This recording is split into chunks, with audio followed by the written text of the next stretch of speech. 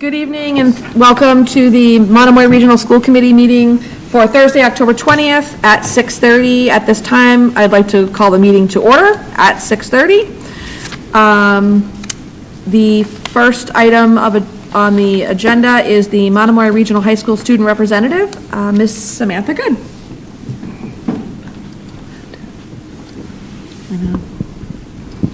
Hi everyone, my name is Samantha Good and I'm going to be the senior representative for this school year. I'm honored to have this opportunity, and is this on or should I just? It's on, yeah, if you want to pull it closer to you, if that's helpful, or maybe the other one. I don't need it, we're good. Okay. Well, you want to go into one of the microphones so that it goes home. Does this work? Oh, that's lovely. There you go. Hi everyone, my name is Samantha Good and I'm going to be the senior representative this year. I'm honored to have this opportunity to be able to become more involved in the community, and I look forward to getting to know all of you this year. I want to start by saying how great of a year we've started with this fall. We started off strong with School Safety Week, in which Officer Clark led a series of assemblies to update students on our new lockdown policy, Run, Hide, Fight. Shortly later, we had our senior meetings with our guidance counselors to keep everyone up to date with the college application process. From helping us start our college lists to writing our final letters of recommendation, our guidance team has been there every step of the way, and we cannot thank them enough. We're also very appreciative of our teaching staff and NHS volunteers for putting the successful curriculum night together last week, in which parents were able to get a glimpse of a day here at the high school. Another successful event was the club fair on September 30th that got a large wave of new underclassmen involved. Just today, we hosted the Cape-wide Special Olympics out on the turf with several hundred people in attendance. Mrs. Grogan, Best Buddies, and all the volunteers who helped did an amazing job putting together such a special event. In addition to the Special Olympics today, we also have Fall Spirit Week going on this week. Leading up to the homecoming dance Saturday night, this week has been jam-packed with activities. From Pajama Day and the student versus faculty kickball game on Monday, to dress like a soccer mom and barbecue dad on Tuesday, to anything but a backpack day and manhunt last night, to Adam Sandler Day and the annual junior-senior Powder Puff game tonight, which is right after this at 7. I will be playing if anyone wants to come. And finally to Color Wars and the homecoming football game tomorrow night. On the topic of sports, we currently have the field hockey team on the road to states, going 9-4-4, ranked 7th in the state. Football holds a 3-3 record. Both boys and girls cross country hold a steady 4-2 record. Boys soccer is having a strong season, going 8-1-3, and girls soccer going 9-6-1. Boys golf is also going strong with a 10-3 record. Our brand new this year volleyball team is fighting hard, going 3-4. And lastly, our unified basketball team is going undefeated with a 3-0 record.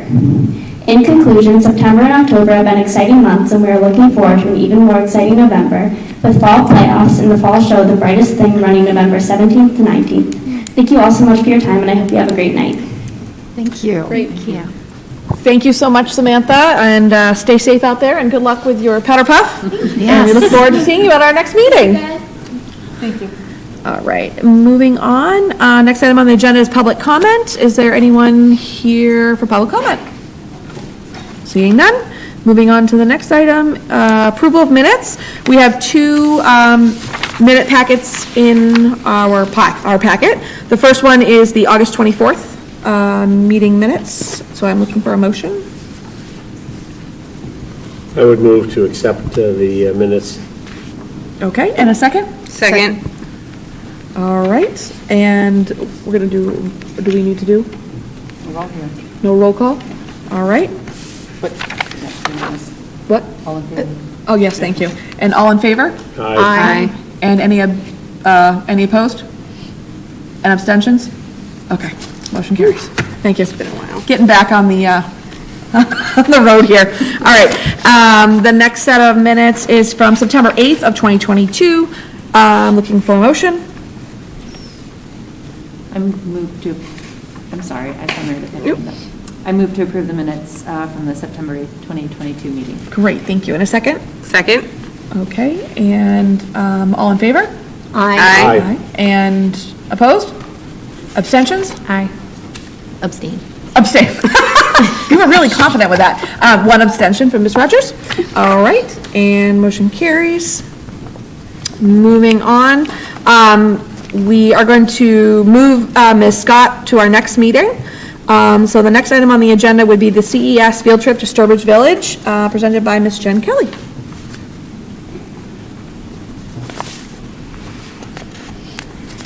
Good evening, everyone. Thank you for having us we're having me today representing Chatham. Our third grade students study Massachusetts history. It's part of their social studies and history curriculum. Traditionally, our classes have visited Plymouth Plantation every year. However, given the recent changes at the Plymouth Museum, including the dissolvement of their relationship with the Wampanoag Indians, we felt that that really wasn't the best place for our students to study, and they weren't going to get as much out of the experience as they have in the past. So we were looking for another field trip opportunity for our students to get that colonial experience and have some hands-on live learning. In 2012, I was very fortunate to receive a grant from the National Endowment for the Humanities, and I was studying industrialization and colonialism in Massachusetts with a cohort of educators from around the world.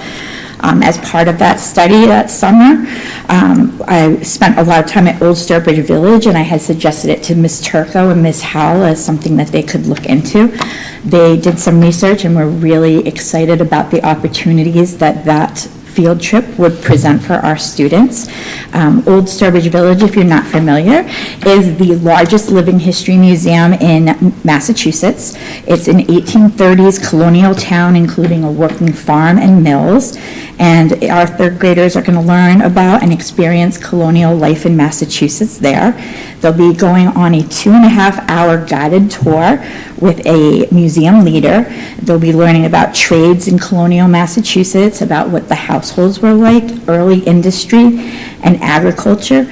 I know that on trips that I have gone in the past with students that they've been able to shear sheep and create dye and make materials, and it's really an opportunity to have a lot of hands-on experiences. In addition, we were able to secure 2 50-minute hands-on workshops where our students will be making food in a colonial kitchen using colonial tools and ingredients, and then they'll be able to eat the food that they cook, which is really exciting as well. So much more hands-on than the Plymouth Plantation trip has been in the past. However, it's a very long drive to Old Sturbridge Village. It's going to be a long day, but an incredible learning experience. Our plan is to leave school at 7 a.m., so students will have to come to school about half an hour earlier than normal. We are looking to get a coach bus, so it will have a bathroom on the bus for the students to use for comfort. They will be at the site for about 4 hours and then return. We should be back in Chatham by 4 p.m. that afternoon. I was very lucky, or I should say we were very lucky. We applied for a grant from Old Sturbridge Village and received almost 50% off our admission prices. So we are looking for permission from all of you for this wonderful learning experience for our children. And the trip is going to be on Friday, November 18th, 2022, if you so graciously allow us to go. And just really looking forward to it. I am also going to be going on the trip since it's such a long trip, and also because it's my jam, so I definitely want to go. And these are our kids who are third graders, are our kids who in the middle of their kindergarten year is when COVID hit, so they didn't get that first grade field trip to the zoo that are some of our big traditions at our school. So this will be their first over the bridge trip that they've ever taken, and for a lot of them, it'll be the first time that they've been on a farm or had access to farm animals, and we're really excited to hopefully be able to bring them there. Great. Thank you so much, Ms. Kelly. Before I open up to questions for Ms. Kelly, I just wanted to let everyone know it's not an action step, but it's actually been on our agenda for the last 2 meetings, so I'm going to ask that we consider just voting on it tonight so they can move forward, but at this point, I'm just going to open up to any questions you have for Mrs. Kelly. Ms. Rogers. And my daughter's a part of that class, and really missed being able to go on the field trips that she saw her big sister go on to. So I'm really excited that you put this together. Yeah, I think it'll be a really special day for those kids and for us as well. Mr. Russell and then Danielle. Oh, Danielle first, because I was going to move the motion. Oh, okay, great. Ms. Tully? I just wanted to commend you on the decision to shift where the field trip was going to happen, and this field trip in particular sounds really enriching and really just a really great opportunity for our students, and I think it shows a lot of wisdom for you to have the awareness about needing to take students to a different location. Absolutely. I think on so many different levels, it makes sense. Some levels that our students don't understand, but we as adults understand, and we're just really trying to be as inclusive and attentive to history and in the past and our history that we're making right now. So, Thank you. Mr. Russell? Hi, good job. I'll try to be as gracious representing the school committee with this motion. It's the first time any speaker used the term gracious towards the school committee, so we're trying. I would move graciously to approve the Chatham grade 3 grade 3. a trip to Old Sturbridge Village. And a second. Second. So there's lots of seconds. All Thank right. you. We got opposed. Yep, and all in favor? Aye. Opposed? Abstentions? Motion carries. Excellent. Thank you very much. We will send you pictures of our wonderful Yes. day. Enjoy. Thank you. Okay, next item is the FY24 budget timeline and preliminary discussion Good evening, school committee. with Michael, I'm sorry. So, let me just get the present. So this is the budget timeline. So we started the budget process for FY24, which seems like a long way off, but we started, the principals have started working on their budget, or stressing that they're not working on their budget, and we're just looking ahead. The key events over the next couple of months are that we will come back to you guys on a December 8th with a draft budget presentation, and then budget discussions on January 5th and the 19th. One of the only real big changes this year is, well, it's not really a change, but we're keeping the budget workshop which we had last year. So that seemed to be helpful, and so we're planning to do that on January 12th is the date that we're hoping to do that, and we'll be following up to confirm. We have our public hearing on the 24th, on February 2nd, and then before you vote, hopefully on March 9th. I did want to point out, let me see a couple of things. So, I guess we'll be following a similar process as we did last year, where we'll be, developing our budget priorities list. And I'll talk a little bit about that again in a moment. And also, looking at our capital and our capital priorities list as well.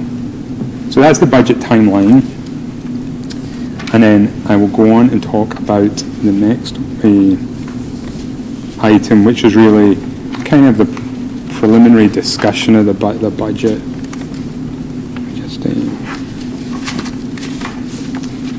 Before I do, any concerns, discussion about the timeline itself? It's pretty standard. Yes.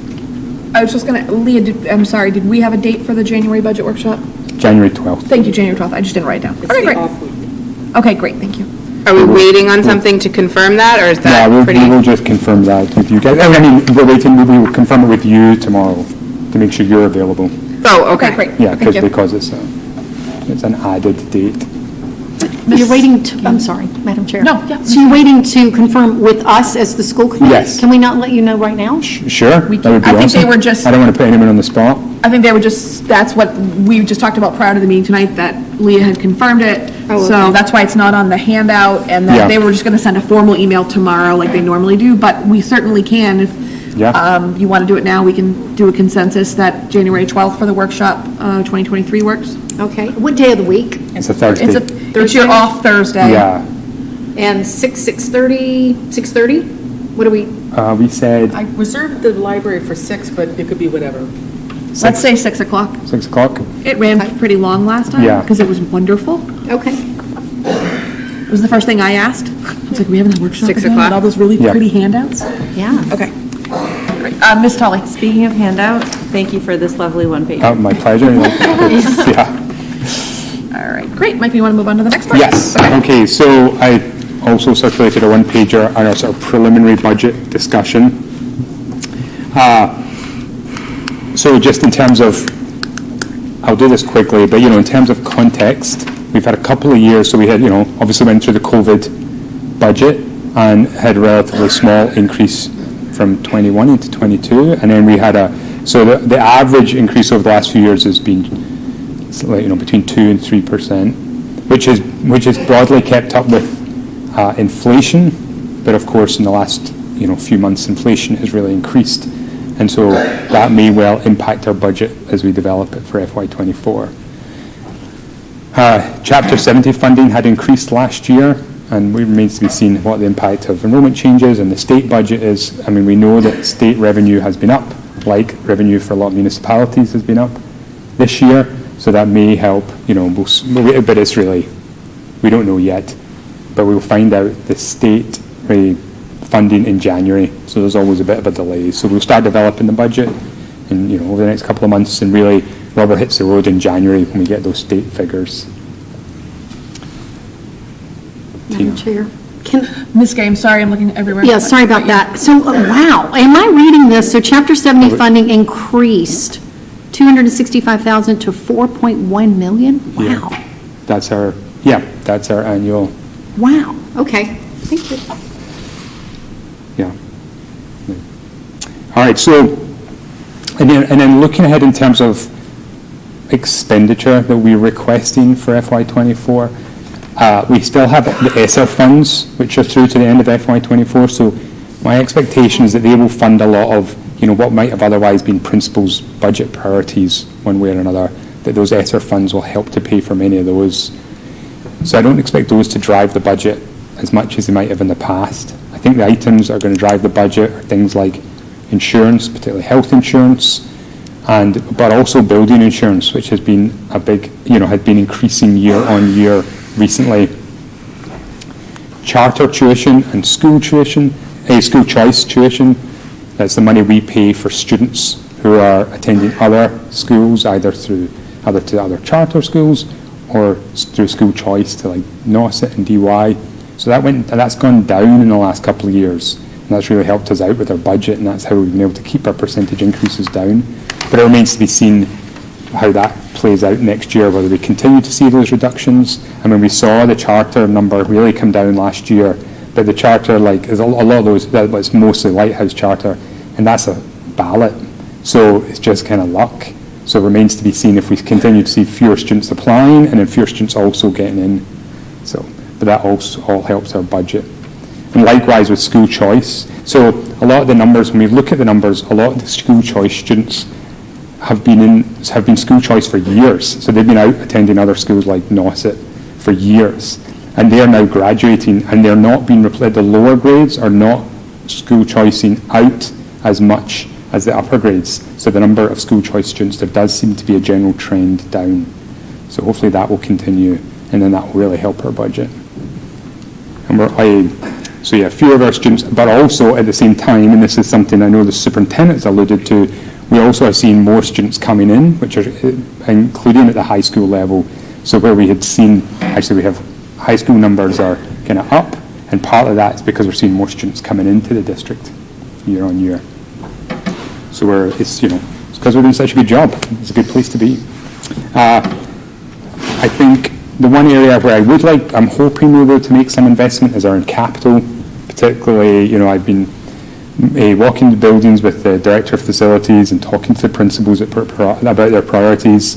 I think we see the middle school as one area that we'd like to focus on, and we have a couple of other things that will be coming back to you in the next couple of months with our proposals around capital.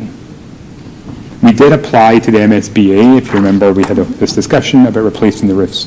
We did not get into the MSBA program last year, but that's the sort of thing we'll just keep applying every year until we get in. So the roofs generally have to be 25 years old, and our roofs were right on the cusp of 25 years old.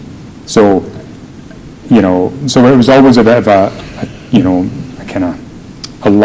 shot in the dark trying to get that application, but we gave it a shot. But now our roofs are now over 25 years old, so now as we go forward, we'll have a better chance of getting into those programs. All right, and then the last point was just around enrollment.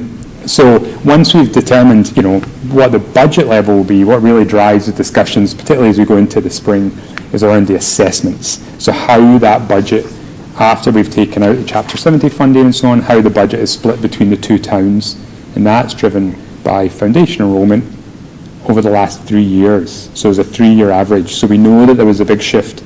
There had been a shift towards Harwich that we'd seen, and although the picture is actually looking like it's more going the other way, we've seen a slight increase in Chatham, it's not going to be enough to disrupt that 3-year average.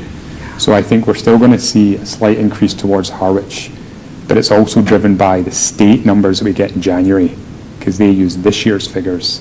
So we've kind of got this amalgam of lots of figures. The 3-year average, which we use, is based on the previous 3 years, and the state's number, which is just using this year's. And those kind of combine in an increasingly complicated manner. Now we have the new assessment methodology, and that's going to determine how much the budget moves to or from Harwich and Chatham. So it's a big soup that we'll see how it tastes in the spring. Yeah. And obviously we have the new assessment methodology in place, which is really fantastic, and that's seen that move of $600,000 to $700,000 move over to Chatham, and Harwich's assessment go down. So, but it's so we saw that happen last year. So Harwich is starting at a lower base, but it's now whether the year-to-year change is often what hurts or helps the towns, and that's what we'll see. But we'll be reminding them in all our presentations. But remember, it could be $600,000 more had we not made the calculation change. Woo! I know. So that's all the stuff that's the preliminary items as we go into this budget. I mean, I think inflation is going to be a big one, and that's going to drive a lot of our services and supplies. I think, we've talked about recruitment and retention.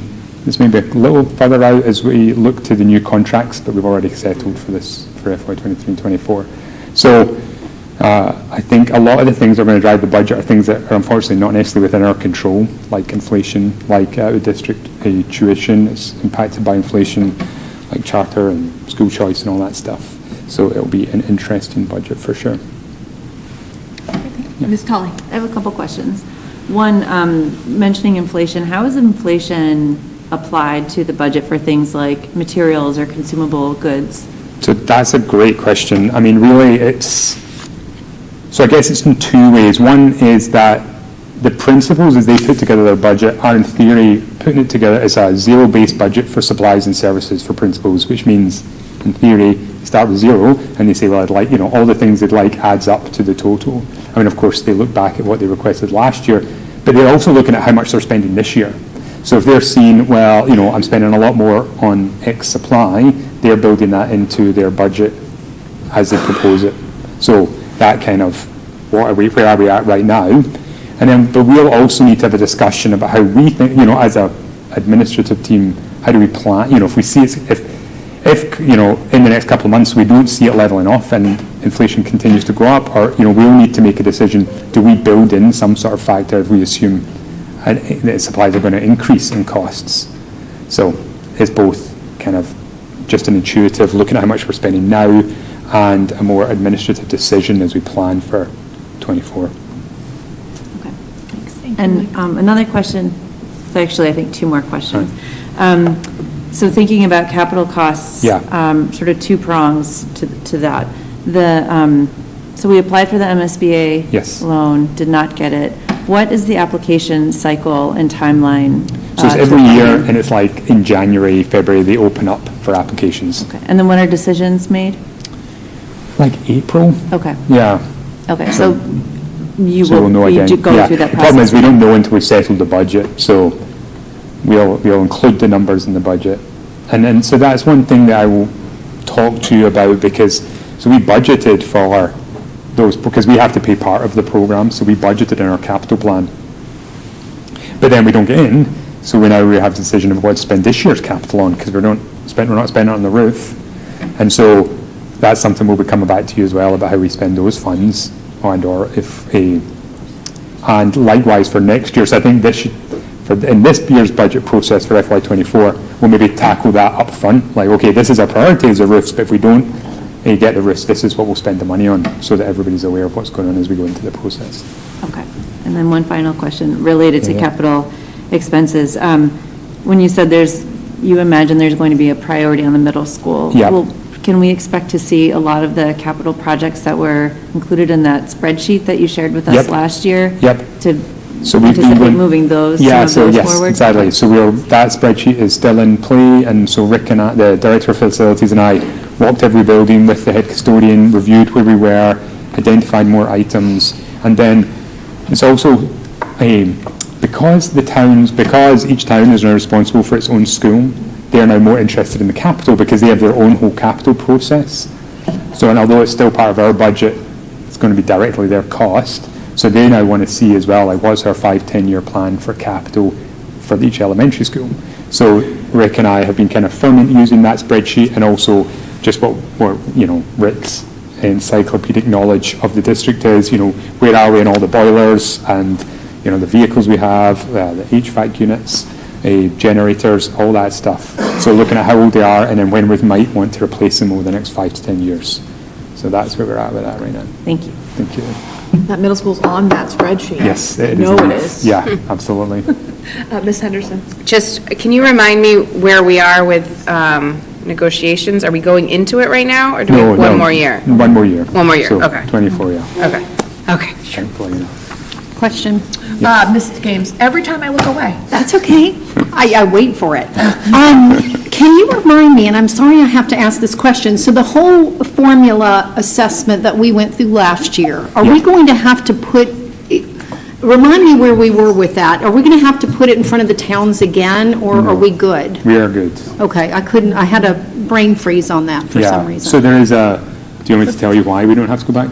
Do you want the detail on why we do not have to go back to things? Yes, I would love the Okay, details. so basically when you, the state wants, well, there's two different methodologies. You can have an alternative methodology, or you can have the standard methodology. The standard methodology is what we have, where you start by assessing the town's minimum local contribution to each town. So the state says, here's a minimum local contribution each town should be providing to the district. And in our assessment methodology, that's what we start with. And so we do then, the process is then really complicated about how we make the numbers work out, but we start by saying each town has to contribute their minimum local contribution. Because we do it that way, you do not have to get each town's approval every year. If you went an alternative way, whereas you just say, we don't even look at that, we start with something completely different, we start with our own formula. If you start with your own formula, that's when you need to get the town approval every year. Okay. So because we do it with the minimum local contribution, we're all set. Okay, perfect. Thank you. Yeah. Okay, good. All right, great. Any other questions for Mr. McMillan? All right, fantastic. Thank you very much. I'm not going to. Oh, actually, yeah. Michael McMillan with the assigning an emergency signer for accounts payable and payroll warrants? Yes. Yes. So when, particularly for payroll, and we need the school committee to elect someone to sign for payroll, particularly because when payroll happens and it's not a week that you're meeting, then we need somebody to sign so we can pay all the staff. And it was Nancy, but now she's no longer here, so we need somebody else to step into her stead. That's it. I'm happy to do it, unless there's someone else that would love to do it, that's fine too. I think Jackie's perfect. Yeah, well, anyone that doesn't have a conflict, sorry. There's a couple that do on the school committee, so I know that they can't do it, but. I nominate Jackie. Okay. So we have in the past had an alternate. Okay. So just in case Jackie's not available, so I don't know if you want to do that It's as well. electronic, right? Yeah, I know, so So- it's hard to imagine what you wouldn't, I but, think we're good. okay. Yeah. All right, fantastic. Okay. Consensus? Yep. That's fine, we don't really need to take a vote. Okay, great, thank you. I'll take care of that for you, Michael. Fantastic, thank you very And much. next on the agenda, I'd like to welcome Michael McMillan to the contract for preventative maintenance and repair of HVAC equipment. So, I'll just put this up here, actually.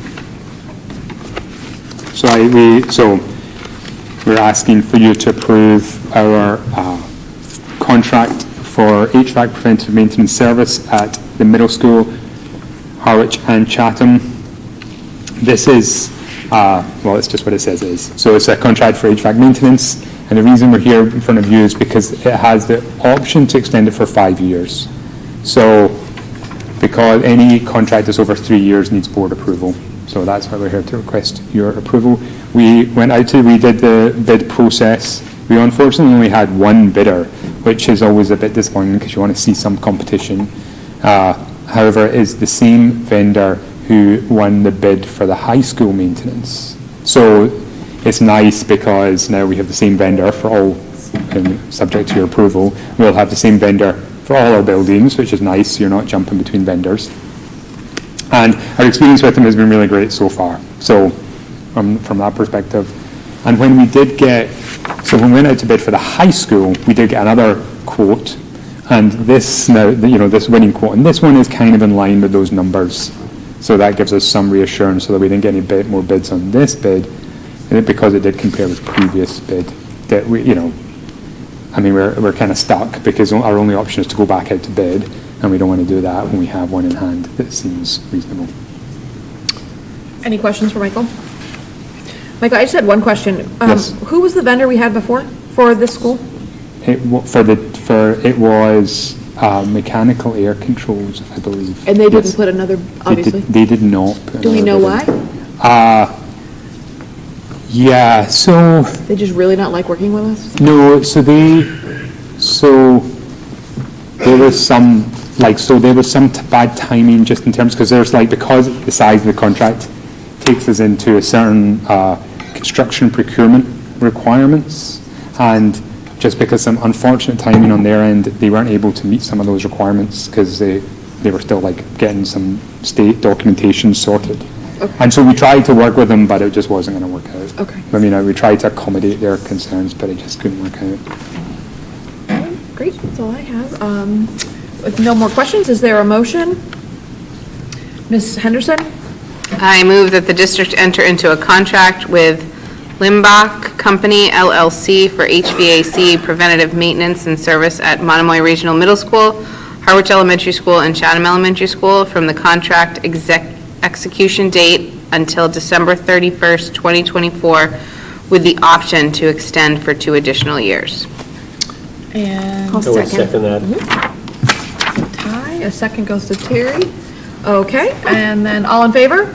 Aye. Opposed? Abstention? Motion carries. All right, fantastic. Thank you very much. Thank you, Michael, for joining us this evening. My pleasure. All right, we are going to have the first reading of policy JFABD, homeless students enrollment rights and services. Is someone from the policy subcommittee tonight? Danielle, you? Yep. Okay, great, thank you. I am here.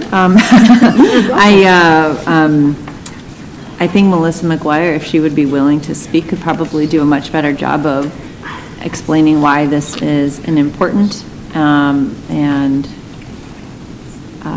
critical policy that the district have. Ms. McGuire, Danielle has asked for you to talk about the homeless prevention, excuse me, not the homeless prevention, the homeless students enrollment rights and services draft policy. Thank you.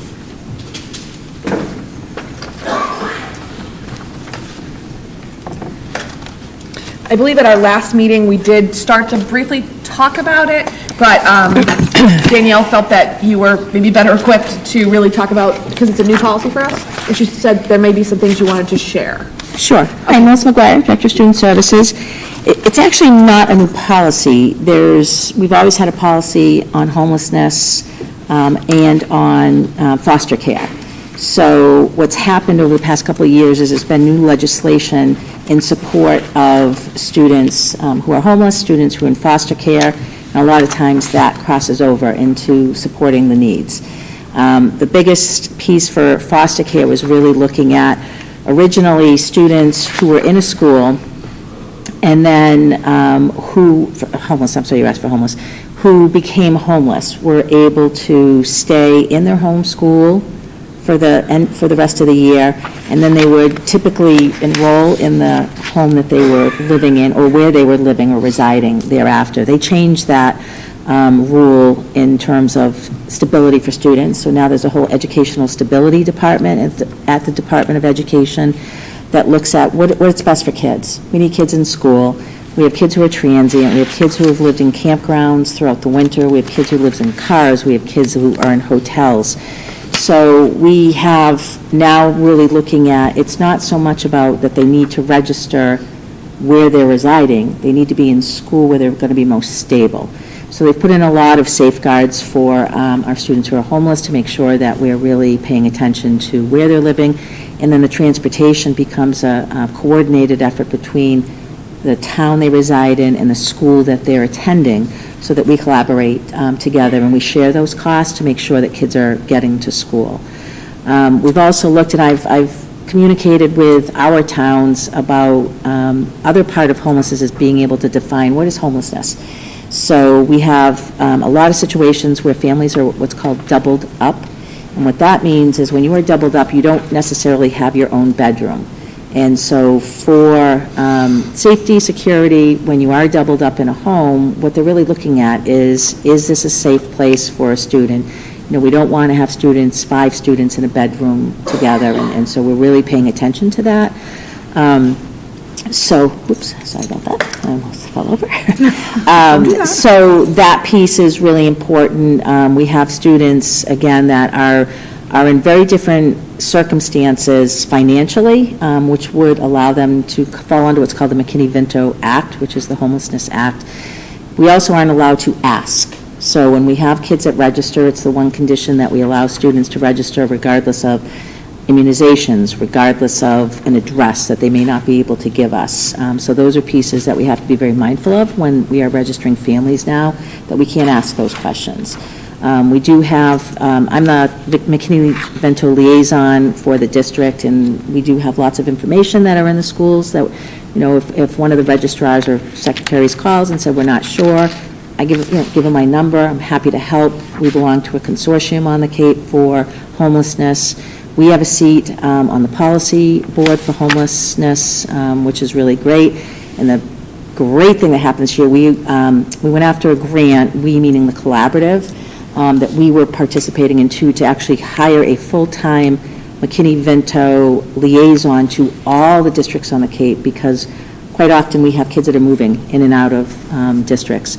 So we have her 15 hours a week, and so, which is great for me, because now she's able to connect with some of these other districts that we have kids moving in and out. So there's been a lot of movement and change, and a lot of paying attention to our homeless population. So they just wanted to put additional safeguards in to understand. Great, thank you.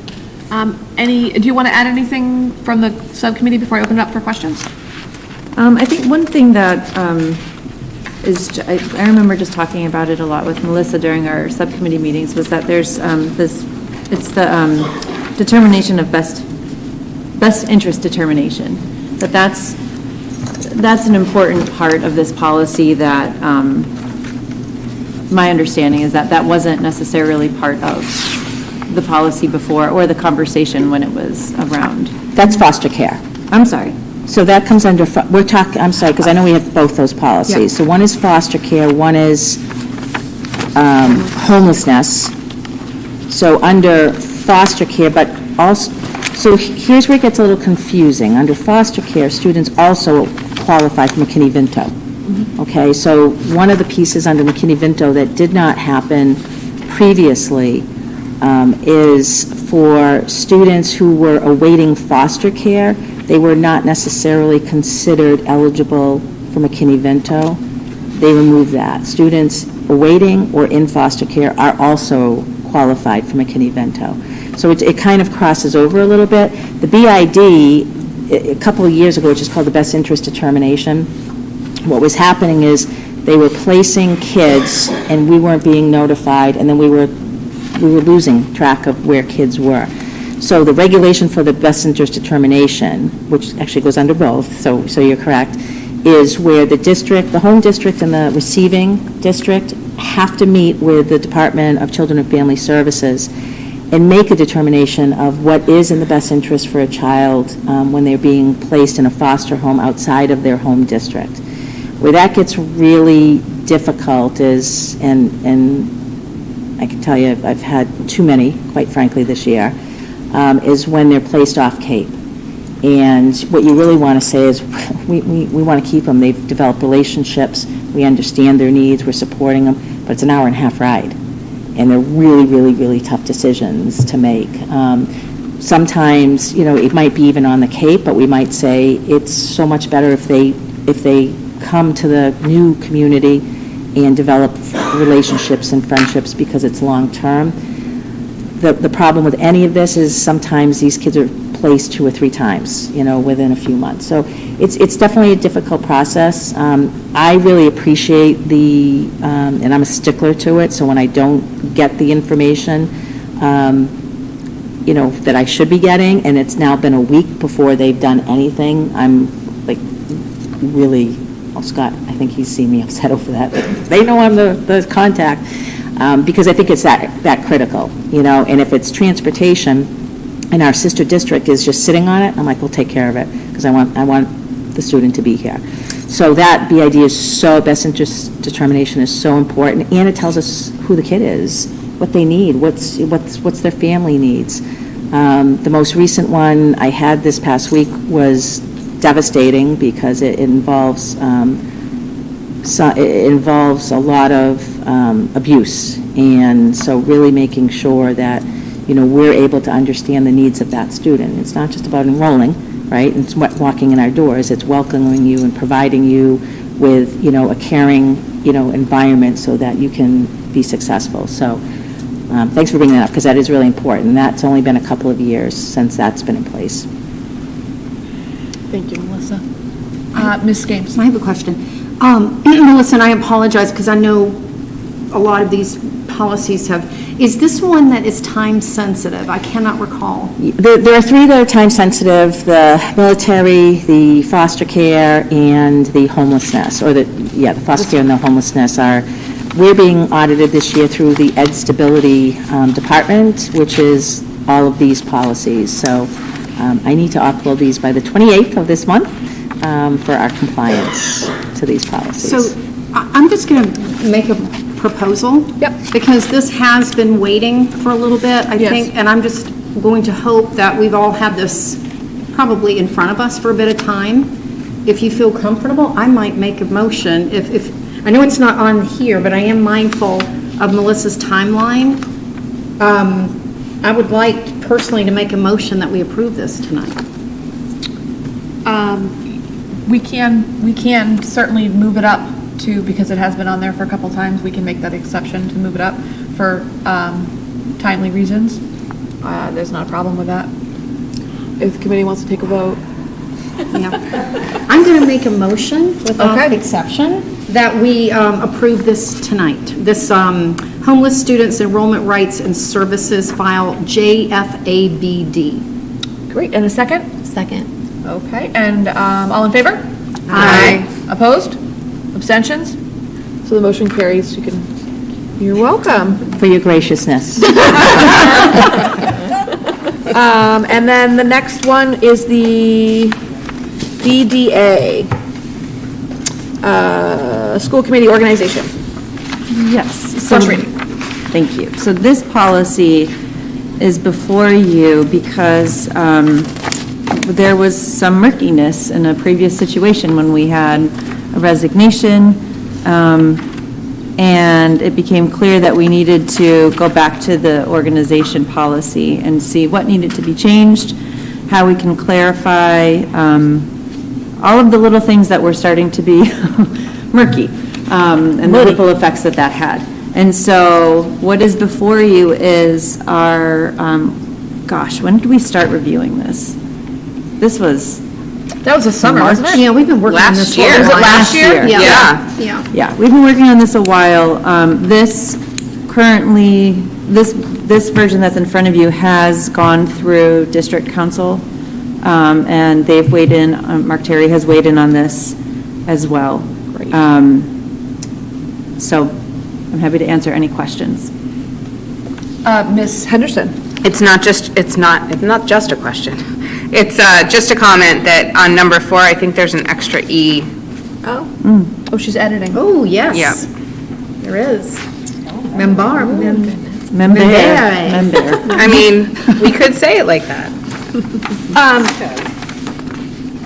Dr. Carpenter. Hi. I might be saying the same thing you might be saying. So just for clarity, number 4 on the first page refers to a secretary, and on the last page, it refers to a secretary, and one says they may or may not be a member, and the last page says they can't be a member.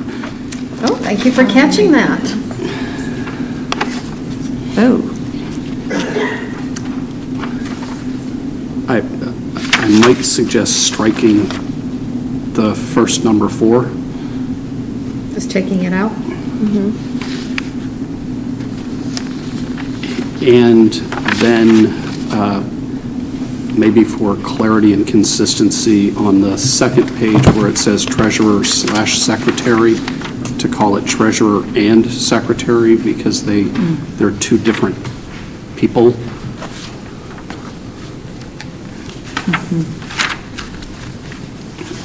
Okay.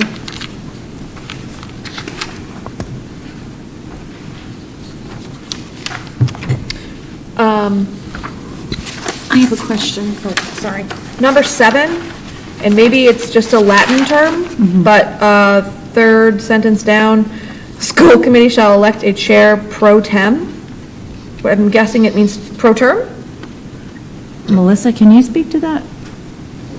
I would, except that was Mark Terry's. Oh, this was Mark Terry's markup, okay. Yeah, so I can, I'm just not, it could be Latin, which would be my guess, but I'm thinking it's supposed to say pro term or We're preterm. having confirmation?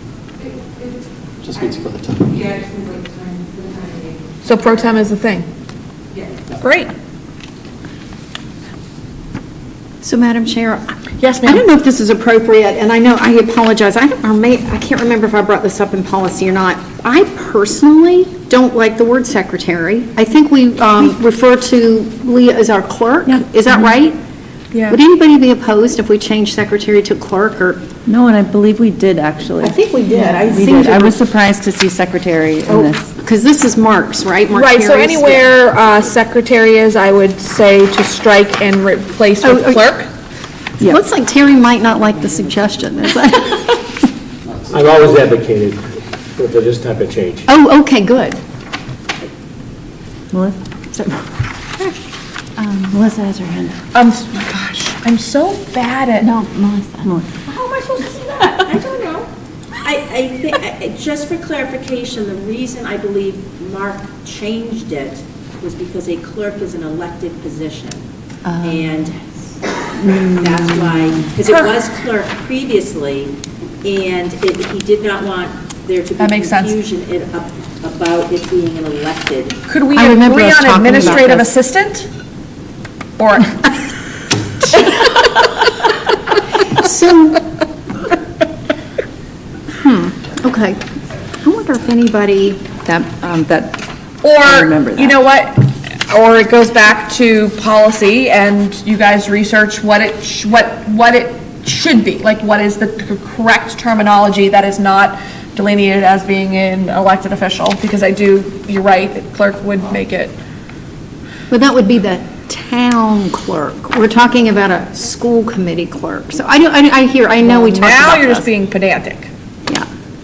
That was 'Cause Nancy's favorite I think word. other people have called their folks clerks. Yep. I'll have to dig it Yep. up. Okay. So unless we can come up with another word right now, that we definitely have to send this back to you guys for, Another year. at least another 6 months for a word. Not as long as the regional agreement. But I would encourage, if anyone has anything else they see at this time, let's talk about it, or let's make note of it, so that we don't send them back again.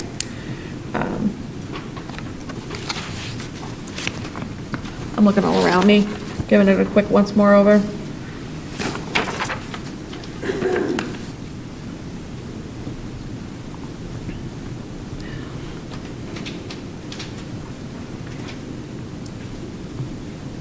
Sorry, I'm just because we're doing it right now, I'm just,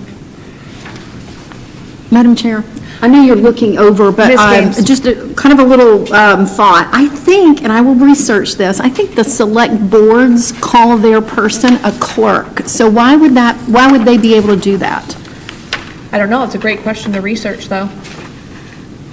although they are an elected official. So anyway, Yes. okay, all right. But a lot of the clerks for the towns are actually, it's part of their job description. So they're responsible to serve on a board as part of their job, and they get paid. So I'm not sure they're elected. They are, they're supposed to, they have to. You talking about select board? Well, I know like for community development, one of the staff is their clerk. For historic, one of the staff is clerk. For select board, that's Jill Goldsmith's assistant. She's the clerk. But they get paid to do it. Like it's in there hourly. And I know the Harwich Board of Select Board, one of the 5 is the clerk, which I think is Don Howell. I think he's the Leah clerk. just pointed out that actually Shauna's, just her job title is executive secretary. Executive secretary. I'm not saying that Chatham is right, I'm just, that's what it is. Mr. Russell? At times, I think some towns are unique unto themselves.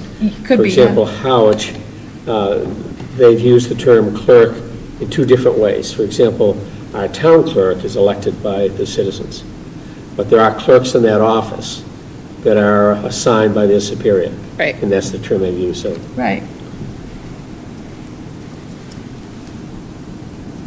So, does the policy subcommittee, what are, or in the committee itself, what are we thinking? Are we wanting to change it? Do we want to put it back to clerk?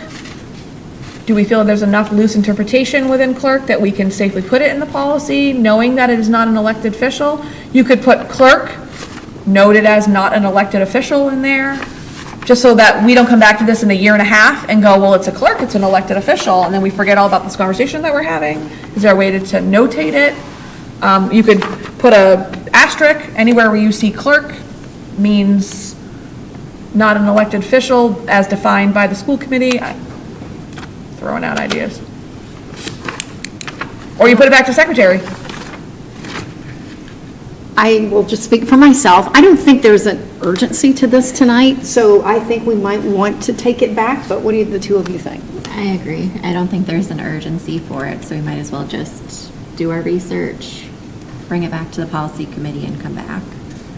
Okay, Yeah.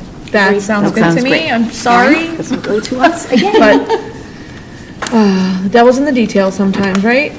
Okay, all right, so that will be coming back for our first read again at our next well, let me know when it's ready to come back. Okay. Okay? And then we are moving on to the creation of the Monomoy Regional High School Robotics Club Student Activity Account. Mr. Michael McMillan. Sorry, I should have just smushed you all together, but. thought it was all done for the evening. So this is just another request from the high school to create a student activity account. They provided all the information, which is... so it's the robotics club. I should say the high school has got a great process, so they just provide me all this information and it goes in straight into this memo for your approval. So there so this is, they're going to fundraise in order to take part, to purchase robotics equipment and take part in competitions. Great. Cool, thank you. Do we have an action item for that tonight? Mm-hmm. Yes, we do, as a potential vote. Would anyone like to make a motion? I do have a question. Let's start with a question, Ms. Tully. Is there any conversation about also having a robotics club in the middle school? There is. Oh, there it is. Okay, great. Wonderful. And I'm not sure if there hadn't already been one at the high school, but I just know they wanted to raise funds. And so this is why we had to create the actual account. Okay. Yeah. Okay.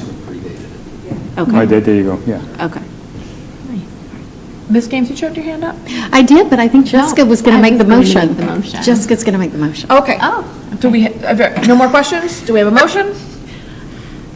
I moved to approve the creation of a student activity account for the robotics club. For the middle school. Oh, High school. High school. Okay, sorry. That's okay. It's not on there. You're doing good.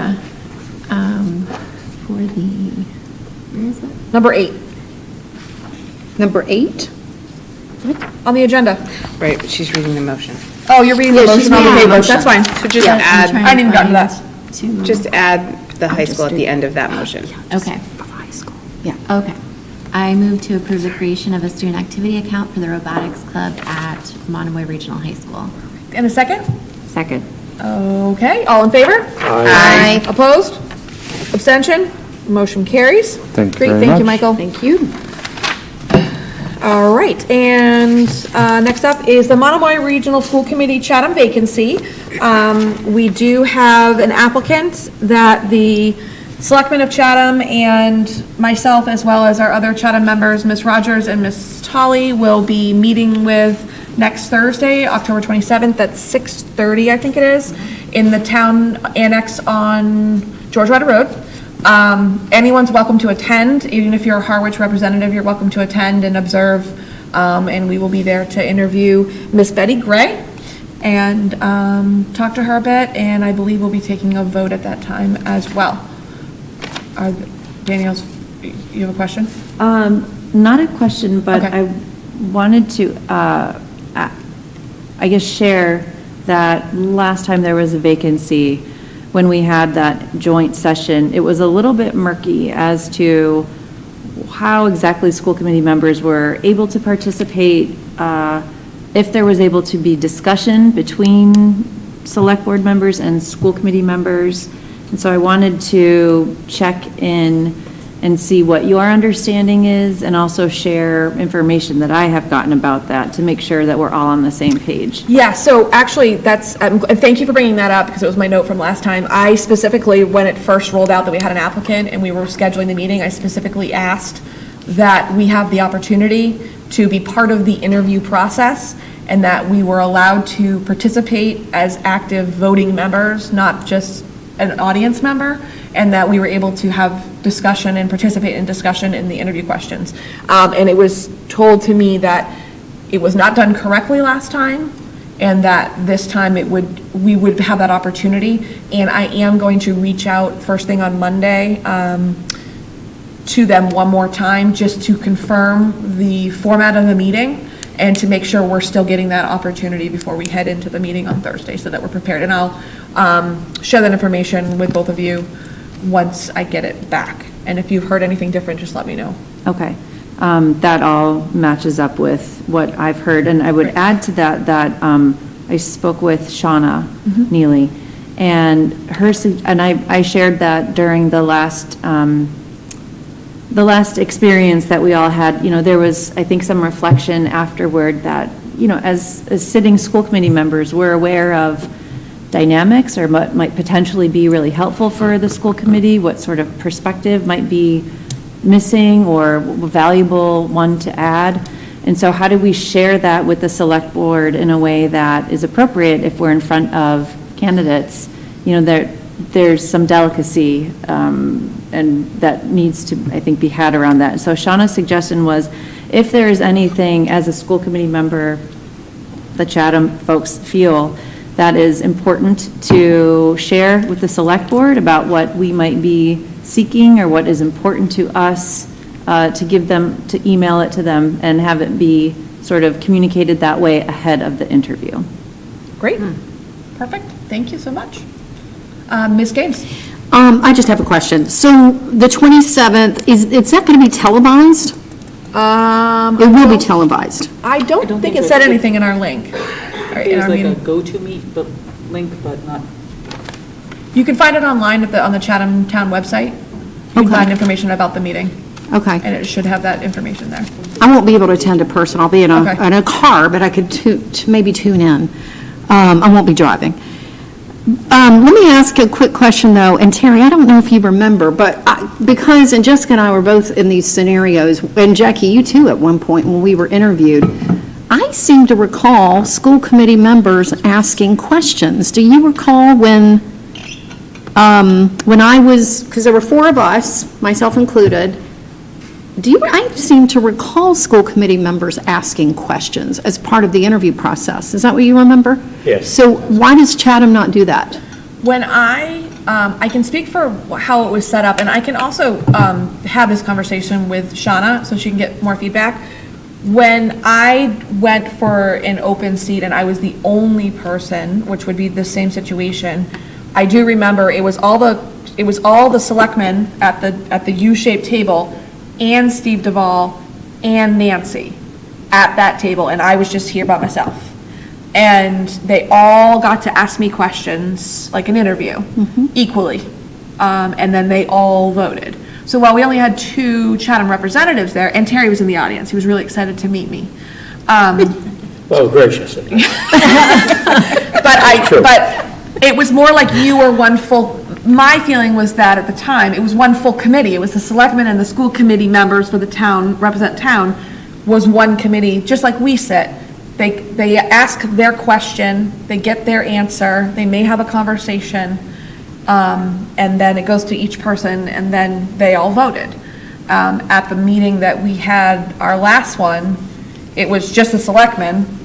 Nancy and I were in the audience, and that's when we had to raise our hand to say, why aren't we at the table kind of thing? And can we participate in this conversation? And that's when it had to be made an exception. So I'm not sure, for you, I remember both of you. Actually, I had 4. Oh, yeah, that's right, you I was had one of 4, 4. that's Yeah. right. But I prevailed. can't recall if it was just the selectmen. was- Terry was there. Yeah, Terry, That is true. You stood at the podium and talked, I believe. no, actually, when I was up for the 4, Terry and Donna and Yep. Sharon were part of the whole interview. Part of the whole So it was interview, the yep. 5 select board members and 3, and there were 8 going down the line with questions. And then you would cast your vote and say whatever you were going to say with it, but. Right. And then they narrowed it down. I mean, there was a whole process to it, but I do recall, Terry, I seem to recall you, Sharon, and Donna asking a question of the 4 of us. I do recall that. Yeah. That's how, there have been several experiences over the past several years, and I know, in both Chatham and Howard, and I never realized that the Chatham and Howard style may be a little bit different. What you alluded to with Howard, that has been consistent for a couple of candidates who had to step down. So it was an interview, question and answer. The respective voted school committee members would ask questions in response and whatever else they'd like. So that's how that was. I kind of assumed, I've attended most of the Chatham openings, and my memory serves me. I thought it was kind of the same, but maybe it wasn't. Yeah. The last one definitely was not the same as what it had been in the past. So that, I will be clarifying that, because in my opinion, just as our vote counts, and we didn't even vote. We did. Did we vote from the audience? You all 3 did vote. I It just was don't recall virtual. you It was all asking. virtual. Was it, I can't remember. Yeah. I'm just trying to think of we were in person for one of them. So I remember sitting, oh no, you're right, we were. Ha, there we go. And ask questions. Thank you. Yeah. Yeah, I was another meeting at the town, it was okay. Yeah, I just feel like it needs to feel, the consensus needs to be that we're all one committee in that sense. And we all should have equal opportunity. So I will make sure to address that with Shauna and make sure we know what we're going into prior to, so we can have some clarification. Okay. Sound good? All right. Moving on, we do have policy subcommittee reporting out from the September 12th meeting. Is there anything you need to update other than, because we've already done the policies? We just left it on there because we weren't sure, but if you kind of covered it, then. Yeah, but we've got a lot going on in policy. Yep, we do. I'll just leave it at that. Okay, all right, great, thank you so much. Next item on the agenda is the superintendent evaluation. We are reporting out from the September 27th and the October 13th meetings, and Meredith is going to report out on that. So we started this process, and for the folks at home and those that just need a refresher, it's a 5-step process for the superintendent evaluation. So the first step is a self-assessment, which we went through with Dr. Carpenter on September 27th. And he shared with us, the subcommittee, what his or what his focuses are for this year for his goals. And we had, a discussion around that and gave him some feedback on what we thought. And then on October 13th, step 2 happened, where he started to set the goals and develop the action steps and the plan for implementing the goals. And so now we're in between step 2 and 3, where we're bringing it back to the full committee to share his goals, his draft goals with us, to see if we're going to hopefully have us approve them. And then he moves on to the implementation of the goals and collecting evidence throughout the year. And our next step is the formative assessment, which will happen in January, where we'll come back together, kind of a mid-year, see how it's going. And then our final step is that summative evaluation at the end of the year, where we all are able to evaluate Dr. Carpenter. So we did include the draft goals in our packet, and I wonder if there's no opposition, if we could vote to approve his goals, because I think that, if we can get them to, well. Just the first read. I mean, right, if we can just call this a first read, even though it's not on the agenda, and then we can bring it back to our next meeting as a second read to vote on it, if no one's opposed to that. You know what, do you have the timeline, like, of how we have it laid out for following up with Dr. Carpenter on our next, do you happen to have that with you? I'm just curious. If you don't, it's okay. Well, our next meeting is the formative, which is, hold please, January 26th. Which will be where we are reviewing status of the goals. How it's going, yes. So because for timeliness, you're looking to get these going for the first, because the next reading would be in the first week of November, the second reading? November 3rd. Oh, you And mean then- for our next meeting? Yeah. November 3rd. And then that would mean that there's only actually November and December for a progress check in January. So otherwise, if we didn't do this, you're gonna be getting your first, he's only gonna have a month. I mean, conceivably, he's already working on these goals, but technically, not until we approve that these are the goals, right? So, I said, talk that out myself.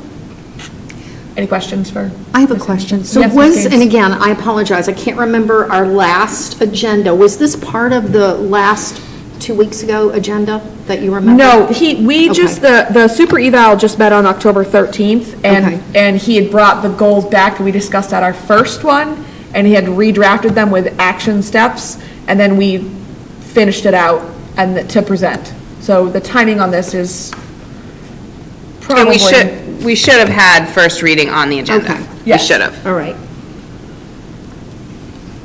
So it's completely understandable if we don't, that's fine too. Mr. Russell? Thanks, Madam Chair. A question, over the past few months, I should have recalled, but on District Improvement Goal 3 for Dr. Carpenter, to, in a variety of ways, support the development of a portrait of a graduate. There was some discussion as we were embroiled with the strategic subcommittee, planning committee, that should the strategic plan be continued into next year, or is our goal to finish the strategic plan with a committee this year? I don't know how far our discussion went with that, but with the inclusion in the portrait, I left with the thought that probably we would extend the strategic plan in its total through next year. So Terry, our next item to talk about is actually the strategic plan and portrait of the graduate focus groups. Is the question you have something that we can answer at that time, or or is this indirect? Is it something you want to change in the district improvement goal, like add to this goal that you want it mentioned? That's something about the strategic plan extending. No, The next topic, I think, would clarify it. Are you sure? No, I'm I don't want to not get you that off sure. track. I don't. Well, take a minute and think about it. Are there any other questions or comments on the goals, Ms. Henderson? Well, I just think that if we are okay with this being the first reading, we should read the goals. I think that would be a great idea for the public, especially. Would you like me to do it, or are you okay doing that? No, I'm okay. Are we okay with this being the first reading? Sure. Okay, so I guess I'll read them.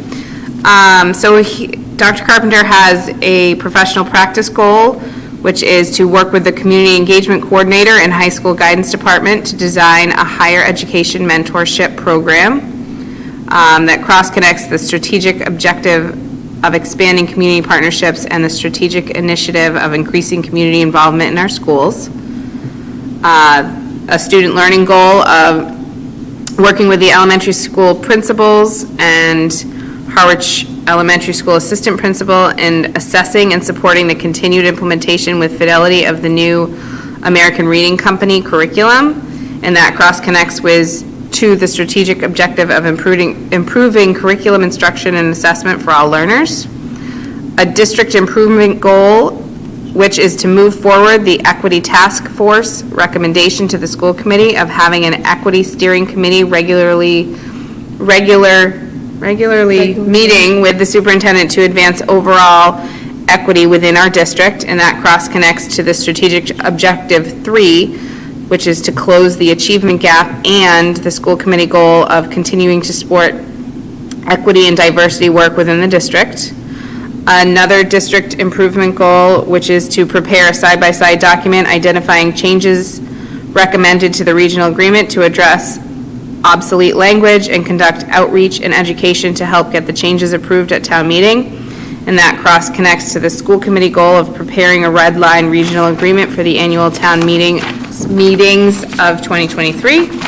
And the last district improvement goal is to support the development of a portrait of a graduate for Monomoy, which cross-connects to the school committee goal of developing the portrait of a graduate with the administration. Thank you, Ms. Henderson. Okay, any questions or discussion? Do we have consensus that we want to vote on this tonight as the first reading? Okay. Terry? Yes? Yes. Okay. With consensus, do we have a motion? To make this a first read, do we need one, or can we just move Oh, by yes, we consensus? don't need to, actually. We're going to just move it on to the next one, sorry. Got all excited. So we have a consensus that we're going to put this in as the first reading, and it'll be on our agenda for a second reading and action item at our next meeting. Great, thank you. It's my first time running a meeting. Next up, strategic plan, portrait of a graduate, focus groups, and survey update. And I do have to say, I attended a focus group last Thursday, was that? And it was amazing. It was great. It's very invigorating and refreshing and gave me more energy. It was good. Good. Is that going to be you, Danielle, or Dr. Carpenter, or? I think Dr. Carpenter, Mark's if not you're here, up so- for it, you've I've been. sat quietly long enough. Is that Yeah, you've heard your voice enough. Yeah, go ahead. So, It's still on your timeline, so just keep that in mind. yeah, so we have concluded the focus group phase. So there were 7 focus groups that we had. So we had a focus group with the administrative team, one with the students, one with the staff, one with parents, one with community members, one with the school committee and town officials, and a virtual one. So TLA went and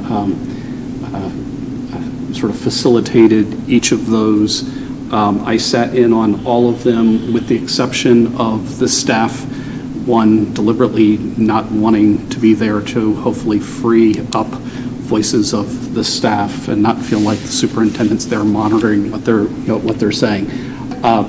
So we next will be moving into the development team phase of this, where we will be holding 6 meetings over the course of the next couple months, beginning the last Wednesday of this month. At the moment, the way the development team seems to be. Looks like we have 23, 24 people on the development team. We have Ms. Tomasco is one of our people. We have Isaiah Woodland, Annalise, Meredith's daughter, Leah's daughter, Talia. I've asked the middle school if they can find their best and brightest person from their leadership team to also join, so I haven't heard back from the middle school. We have teachers who have signed up for this are Michael Negron, who is a math teacher here at the high school, Anne Marie Varela, who is a Chatham Elementary School math specialist, Sherry Armstrong, who is up here currently as our internship person at the high school, but Sherry has also been at the middle school and Chatham Elementary School in the past, and Elizabeth Bourget, who is an English teacher at the middle school. And then we have some people that wear multiple hats. So Michael Negron also is a teacher / a parent. Megan Smith will be joining us. Megan is a teacher, a kindergarten teacher at Harwich Elementary School, but also parent of a high school student. We have Lynette Martin, who is a Chatham resident with children at Chatham Elementary and the middle school. Rich Roy, who is a Harwich father with children at Harwich Elementary School. I've texted with one other Monomoy father. I'm waiting to hear back from him to flesh out the parent grouping, community members. We have Martha Stevens, who came to one of the community focus group and was just very insightful. And our Charles Gruska will join us for the community members. And then Jess has connected with a couple other community members. I believe we have Eric Weinberg and Carolyn McClellan. The administrators that will be part of this will be myself and Mark, Jen Kelly, who's the principal at Chatham Elementary, and Jen Police. And keeping in mind that this portion of the graduate effort will be a true K-12 look, or pre-K through 12 look. And then we have our dynamic trio of Sharon, Danielle, and Jess from the school committee. So we'll start with our first meeting, 6:30 next Wednesday. It's all blurring together now. No. And we'll be able to. We have sort of a timeline on our end to bring a draft back to the committee in February. And then I think to answer Terry's question as well, Oh, yes. Terry, I think our intention is to have, is the strategic plan, when we initially talked about the timeline of it, was sunsetting at the end of last year, but we acknowledged that with COVID, there were still things that we wanted to accomplish in it. So we'll continue that strategic plan through this school year, and you'll get updates from myself and or Mark as the year progresses, and then we will take the portrait of the graduate exercise as sort of a launching pad in ideally developing a new strategic plan as we head into the upcoming year. Great. I would just like to Yeah, add absolutely, Ms. Polly. a public plug that I believe the development team would benefit from having another Chatham parent on it. I know we have a couple of folks that we're still reaching out to, but if anybody is out there and listening. Mama Lamb. Do you feel like you have like none? Do you feel like you're heavy in a certain grade level? What do you? Well, when I look at our parent list, I see one Chatham parent from the elementary school and middle school. Okay. I don't know about the person that Scott has reached out to as a TBD parent. I don't know what town they're from or what grade level they are at. or where they have kids at.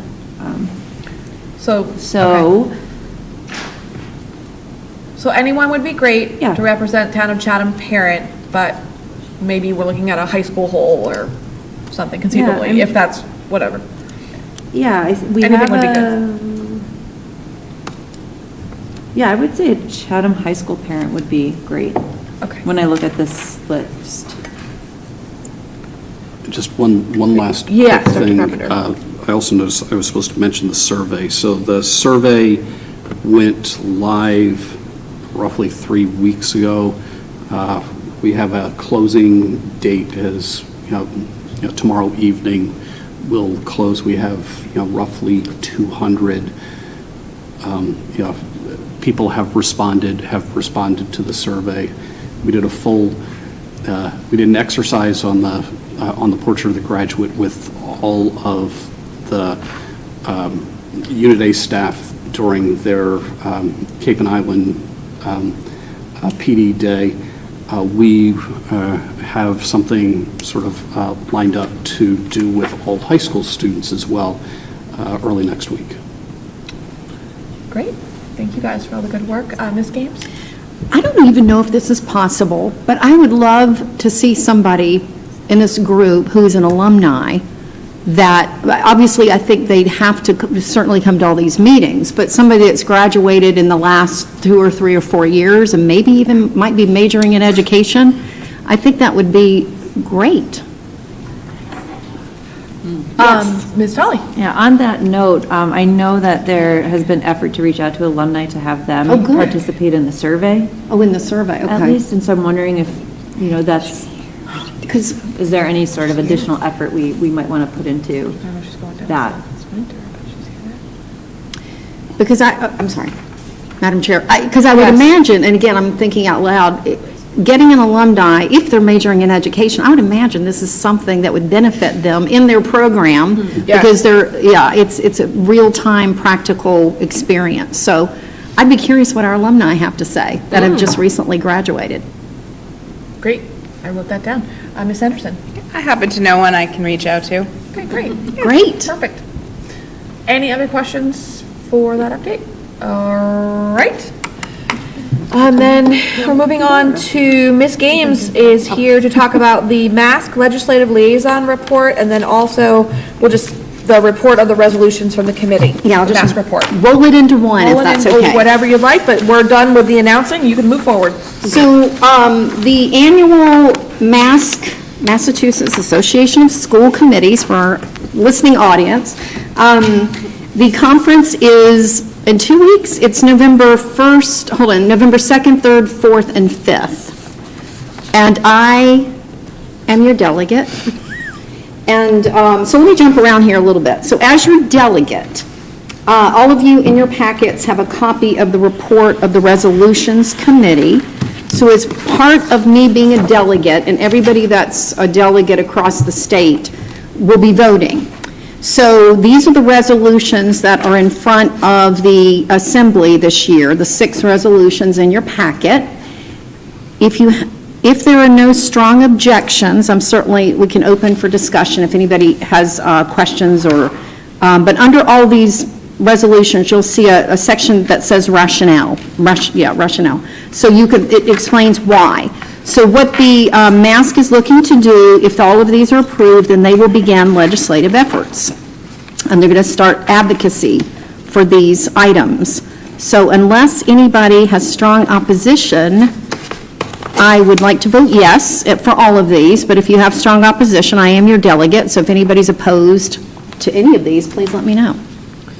Ms. Games, did we do this last year too with you? Yep.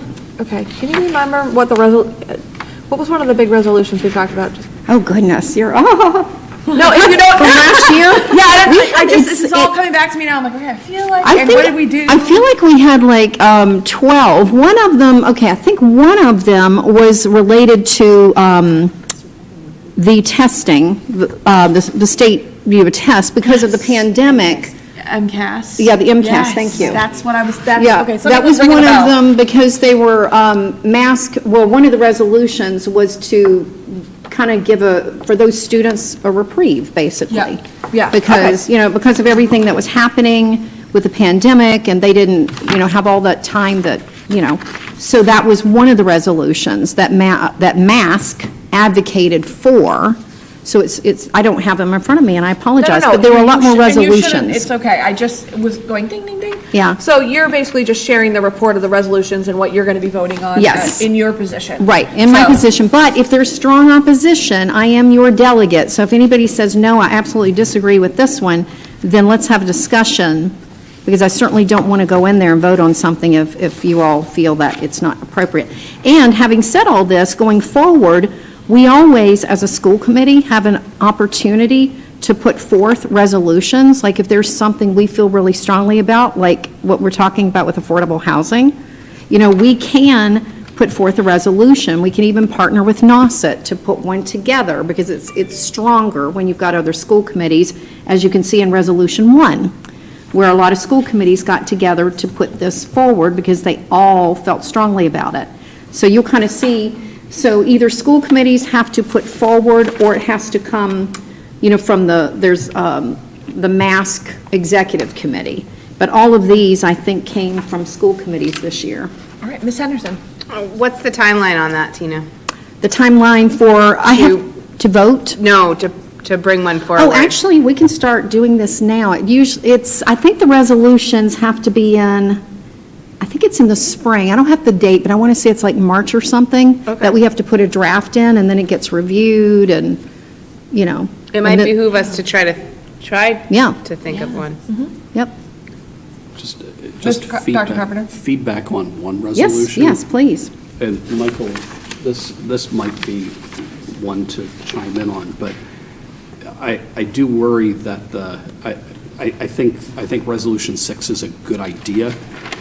I think that having a trigger at an increase of 35% over a previous year's assessment probably makes it not usable for us. Like, I can't imagine when we'd ever, like if we went to Harwich and said, oh, Harwich, your assessment is going to increase by 35%, Michael and I think the rest of us would be run out of town. And I think, so I think it's a great idea, but there can be fluctuations much less than 35% that can tax, probably a bad word to use there, but that are challenging for towns. So I just kind of wonder why such an extreme.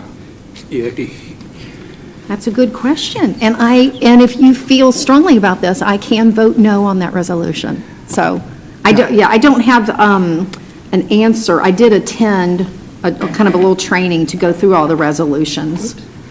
So the arguments were certainly compelling.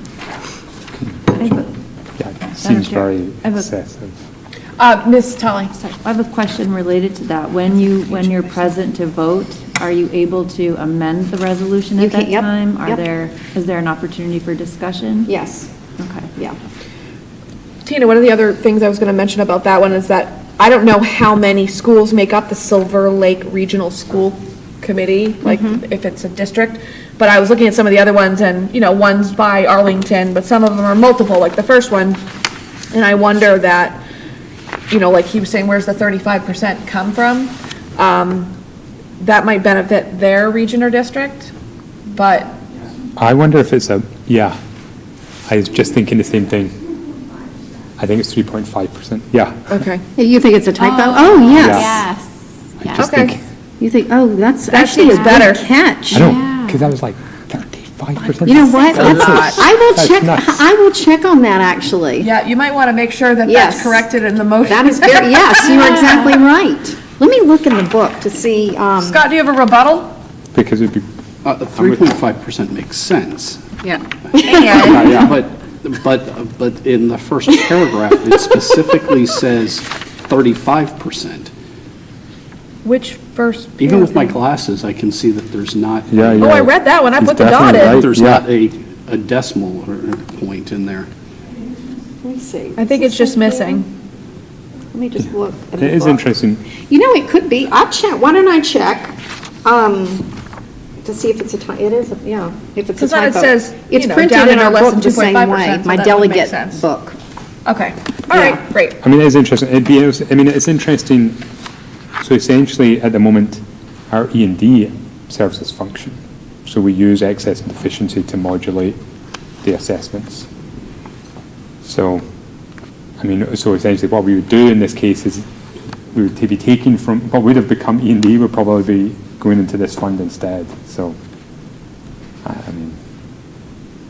Yeah, we currently do this with our excess and deficiency and have been having discussions at the finance subcommittee level on how much excess and deficiency to help balance out the assessments. But this is on the town side giving, it's happening outside of our budget. So it's happening on the town side where they're creating, where Harwich could potentially create a reserve or Chatham could create a reserve is what this is. Oh, I see. Yeah. The way this is operating. That was my question, is what would be the difference between what this is proposing and what we're doing with E&D? And you just clarified that what we're doing with E&D is district-wide. This allows each town to And do that. there are regional districts that don't have appreciable excess and deficiency. And I can speak for the regional district that I came from, had a 50-plus year history of maintaining a minimal excess and deficiency balance. And, so in that situation, there was no way for the district to go, try to buffer a challenging year. You'd have to set it up on the town sides because the towns had already set into a long history of, we want a minimal excess and deficiency, but coming from that experience to here, I know that Katie Isernio and I wanted to make sure that we built an excess and deficiency amount so that the challenging budget fluctuations where suddenly one year you're having a layoff and the next year you don't, and that you can use that excess and deficiency to smooth the years out. So I think it's a good thing for school districts regional school districts if you have this, particularly if it's 3.5% and not 35%.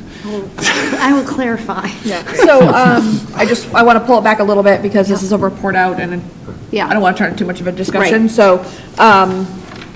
So the resolutions and then the legislative liaison report. Yes. Menu of member services? Yes, all right, so anyway, those were the resolutions that will be, all the school districts have a vote, and so that was that. The other thing that we're trying to do, because, we're kind of discovering that everybody who is a member of MASC doesn't even know what MASC does, so we're just sharing the menu of member services, so everybody has a copy at any time.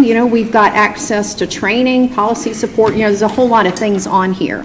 So we're just trying to make sure everybody is aware, and we've got a delegate kind of breakout session at the conference where everybody from Division 7, so all the school committee member delegates will come into a room. We're just going to make sure everybody knows and can report back to their school committees, because folks are paying a membership, we're paying a membership fee, and we just want to make sure we're getting our money's worth, Great. So that's that. The other quick thing I want to share with everybody, at the delegate assembly on Friday evening, which is November 4th, our very own Terry Russell will be awarded a Lifetime Achievement Award. Oh, gracious.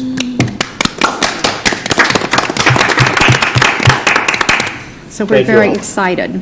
So there are a few of us. I will be there. Scott's going to be there. Terry, of course, and his family. We got a couple extra seats. If anybody would like to join us Friday night, let us know, and we'll take care of that. Thank you. And just a reminder for anyone who's going to attend the conference, just to see Leah for registration assistance. Fantastic. Wonderful news. Thank you. And then we are moving on to second reading.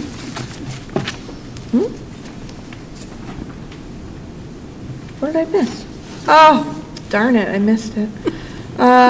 Superintendent's report, recognition of donations, grants, and other acknowledgements. I'm on my timeline, are you? I sure am. So just in terms of recognitions, today was really nice. In fact, just before I got to or came over here, I got this wonderful text from Miss McGuire about pictures from the All Cape Special Olympics games that were held today at the high school.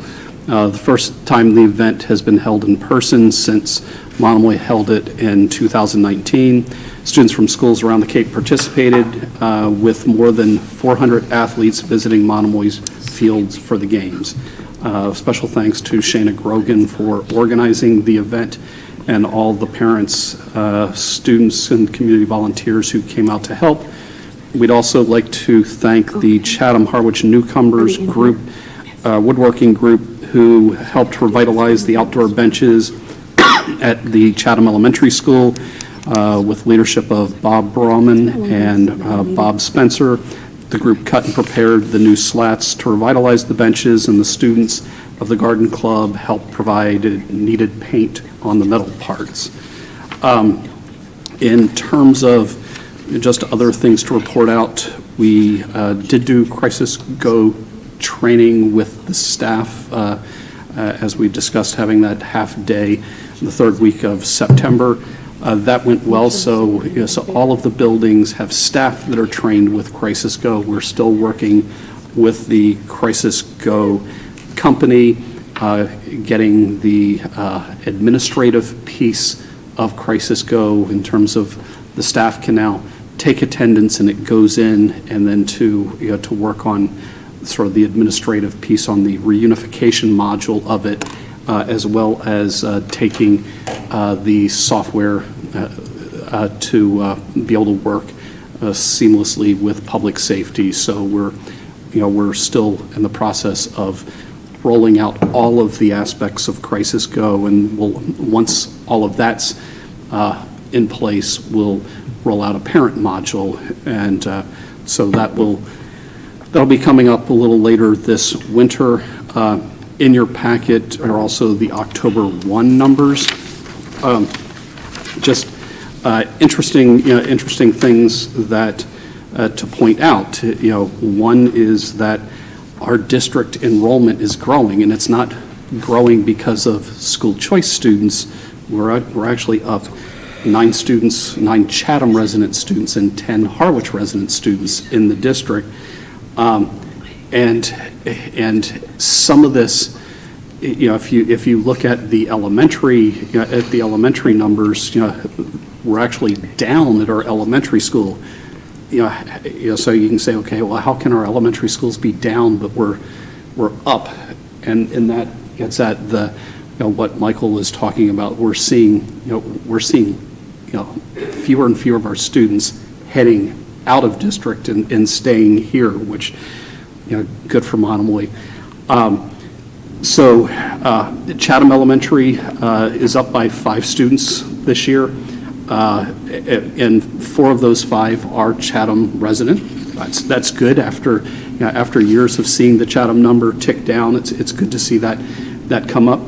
Harwich Elementary is where we are seeing an appreciable loss of Harwich children. So Harwich Elementary is down 17 Harwich children, and overall down 13 students this year. The middle school is continuing to contract as smaller cohorts come up from the elementary school, and that bubble is now very much in the high school, and we see the high school enrollment going up appreciably by 33 this year.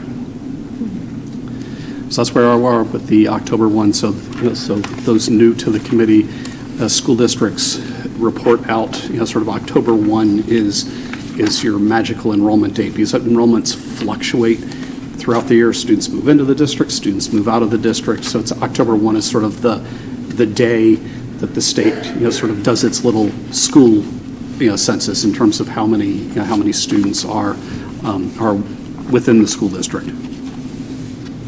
Ms. Henderson? I'm wondering something. Am I reading this correctly, that there were 41 new grade 10 students this year? So. Or am I not reading it correctly? Nope, you would be reading that correctly.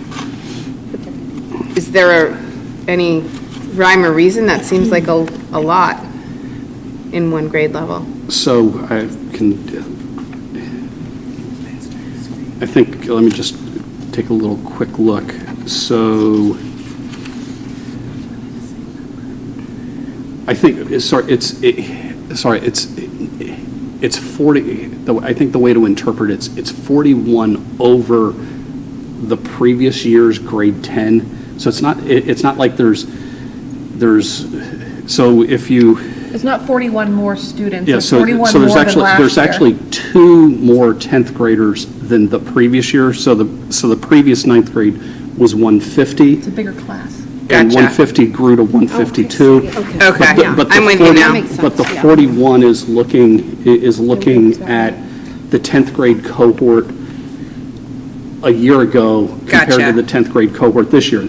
So that 41 is where the bubble is. That's the peak Okay. of the bubble moving through the school. So you're going to see that 41 is going to be a big number next year during the junior year, the following year during the senior year, and then we're Gotcha. going to start to see the high school enrollment slowly creep down. But for the next 2 years, there's a good chance that it's going to Is creep this up just a the little same bit. bubble that was like in the Yes. elementary school in Yep, Harwich a long that's time ago? This slowly- is the yeah, bubble, when I- right? So when I We've been first, talking about when I this first bubble. came Yeah. here, This is the bubble. Yeah. when I We've been first watching came this here, bubble that for was the years. kindergarten bubble. Yeah. Okay, We have. gotcha. Thank The you. bubble kids are growing. I knew there was a reason. Yeah. Big kids. All right, So I have a question. Miss Games. So, all right, so with what you just described to Meredith, so looking at the high school grade 8, so it shows 25, so then I would take it over to the year before to grade 7, so then that's a gain of 6. Am I reading that right?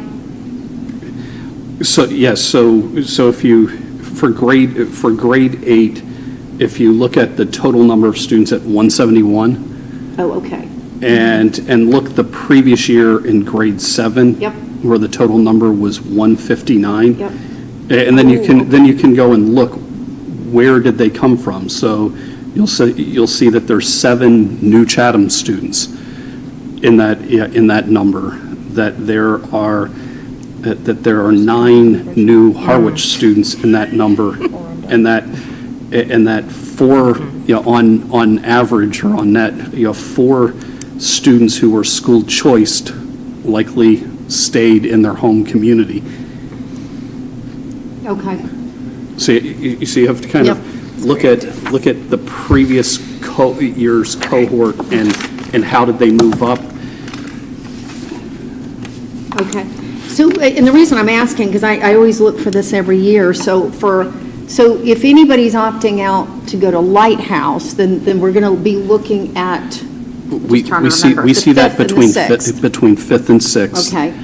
And then, we would see losses, historically, you would see losses at 9th grade, where students that are 8th graders here may elect to go to Sturgis, or they may elect to go to Cape Tech. Okay, yep. A concern, I had a great conversation earlier today with Betty Gray, the future school committee member. She came in to see me, and we were talking all things school for quite a while. A concern I have is, if you look at last year's grade 8 at 146, and this year's grade 9 at 139, there's a concern I have there, particularly when, if we look at 25 Chatham students and now 24, so a loss of 1, and 90 Harwich students to 88 Harwich students. Where I have this concern is that we have Cape Tech, and I do worry, you know, I think it's a good worry on some level. I think the culture in this building is such that students want to stay. And we know that the economy and our local economy needs people at Cape Tech too. You know, so I think we might have a historic low in the number of students who went from here to Cape Tech. You know, and I think it bodes a bigger question on, you know, how do we bolster that for, you know, for students who down the road want to go into the trades. You know, again, it's, you know, and I also know that there are students, you're together in 8th grade, you're having a good time, and you don't want to necessarily, if your friends aren't going. So I think it's a conversation that, you know, that we need to have at the high school level and with Cape Tech on how to promote students. And it's also a challenging thing, you know, to say in 8th grade, the sorting hat is going to, you know, that you have to make this big decision at the end of 8th grade. And I agree with what it actually came up in the focus group that I was in, that question. So I don't know if that could be somewhere in the portrait of the grad. I don't know, I'll be curious, because it is an interesting question. Yeah. And I understand, because somebody in our the focus group I was in I think she had a specific, her son made that decision because it was the friend group that overrode the opportunities that I think might have been aligned for that student at Tech. So it was, yeah. Yep. Great. Dr. Carpenter, all set? That's it. Okay. We've already done our first action item. The second action item is we did the second. The third is the second reading of the 22-23 Monomoy Regional School Committee goals. Do I have a motion? Ms. Henderson? I would like to make a motion to approve the 2022-2023 school committee goals. And a second? I'll second. Okay, all in favor? Aye. Opposed? Abstentions? Motion carries. The next item is the second reading, the Educational Opportunities for Children in Foster Care Policy File JFABF, yes. Do I have a motion? Ms. Henderson?